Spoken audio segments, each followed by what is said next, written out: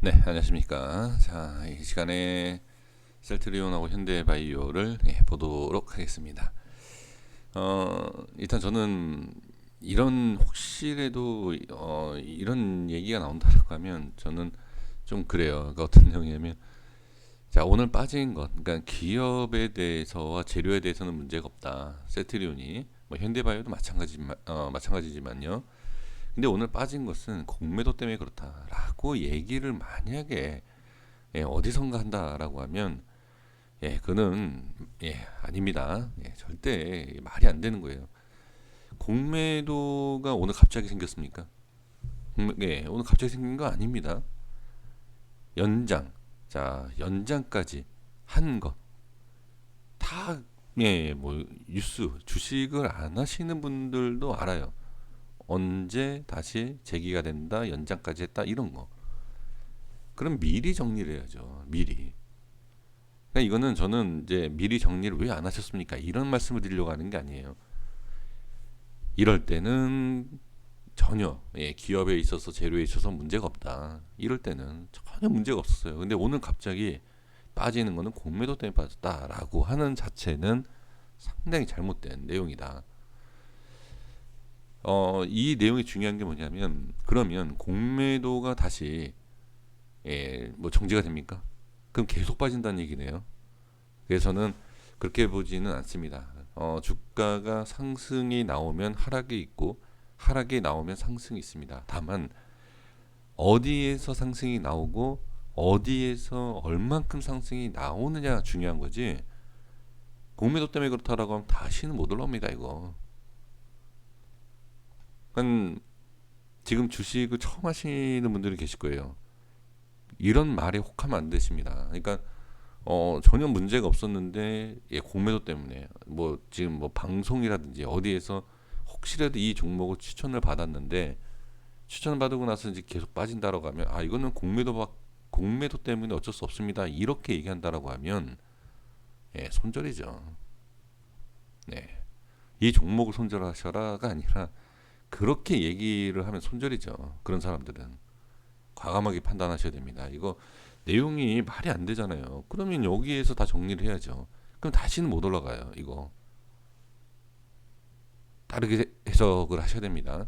자, 그래서 이제 바로 말씀을 좀 드려보면, 일단은 기관과 외인이 매도를 한 이유가 뭐 공매도, 지금의 공매도에 미리 계산을 해서 위우에서 다 정리를 했다라고도 볼 수도 있겠죠. 그렇죠? 근데 이제 와서 뭐 공매도 얘기는 의미가 없다. 또 이제 말씀을 좀 들어보면 주식이라는 게 자, 공매도 연장이 있고 자 이제 공매도 때문이다라고 제가 다 말씀드려보는 거예요. 그렇다라고 하면 세력이든 누구든 부지런히 올려놓고서는 어떻게 다 정리를 하겠죠. 근데 이제 와서 이제 공매도 얘기를 하면 그거는 말이 아니죠. 그냥 말밥이죠. 이거는 아무 의미가 없는 거예요. 그 지금 상황에서 봤을 때는 자리를 유지를 하고 자 강하게 슈팅이 나오느냐 나오지 못하느냐 이걸 보셔야 됩니다.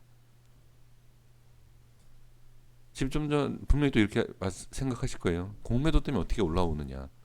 그럼 뭐 손절하셔야죠. 이 종목 자체를. 그리고 다른 종목 삼성전자, 기아, 뭐 현대차 다 손절 쳐야 돼요.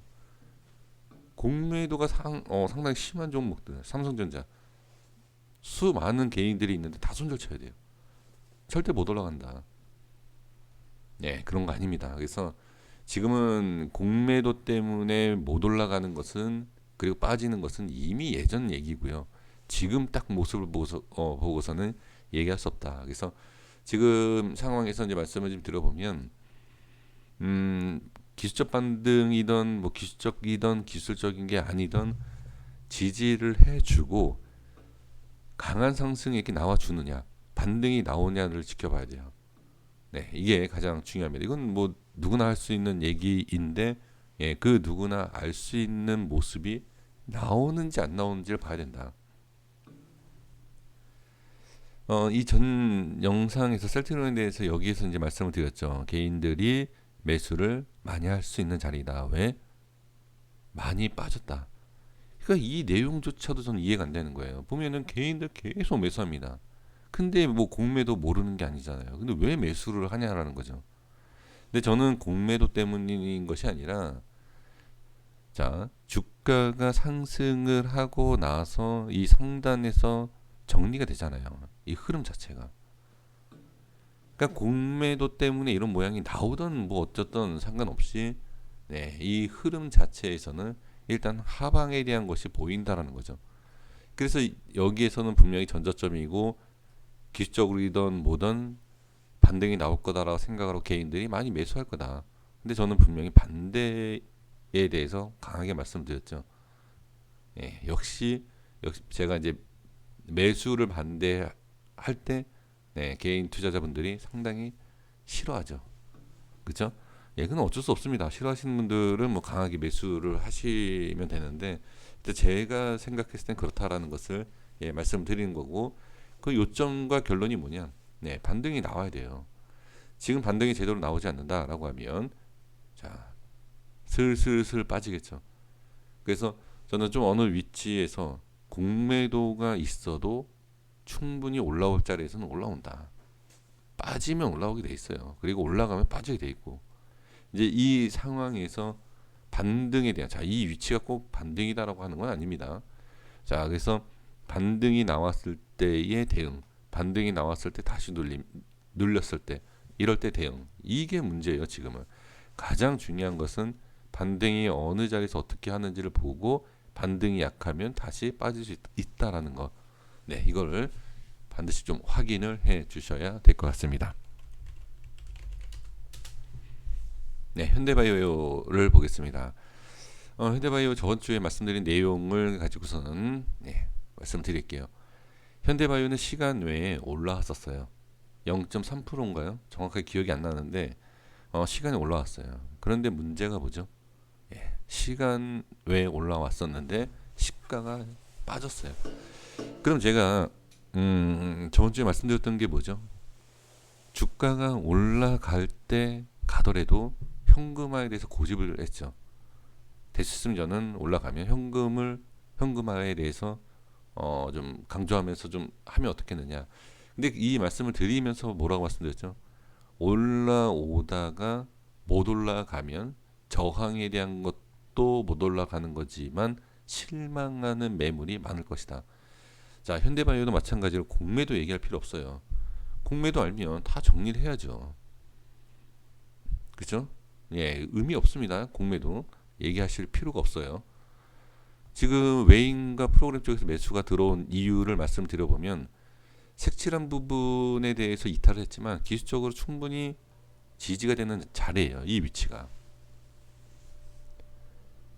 그리고 나서 지금 자 말씀을 드리다가 지금 말았던 게 뭐죠? 시간 외에 올라왔으면 여기서 안착을 하고 시간에 이렇게 좀 올라온 모습이 시가 갭상승 해야 되는데 지금 뭐다?